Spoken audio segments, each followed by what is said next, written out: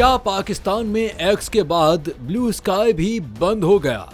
बहुत से ममालिक में एक्स की जगह अब लोगों ने ब्लू स्काई का इस्तेमाल शुरू कर दिया है। ब्लू स्काई एक्स की तर्ज पर बनी एक ऐप है, लेकिन इसकी खुसूसियत ये है कि ये डिसेंट्रलाइज्ड है। इसमें सार्फिन को अपने फॉलोवर्स का डेटा में असर है और साथ साथ एल्गोरिथम खुद चुनने का ऑप्शन भी मौजूद है। मुतअद्दिद सोशल मीडिया सार्फिन की जानिब से शिकायत सामने आई हैं कि उन्हें ब्लू स्काई ऐप तक रसाई में भी मुश्किलात का सामना करना पड़ रहा है और ये बगैर वीपीएन के नहीं चल रहा।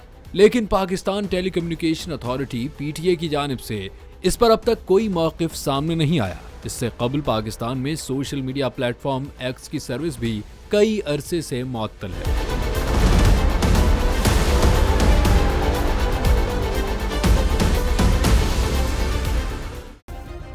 सब्सक्राइब करें और बेल दबाएं ताकि कोई खबर रह न जाए।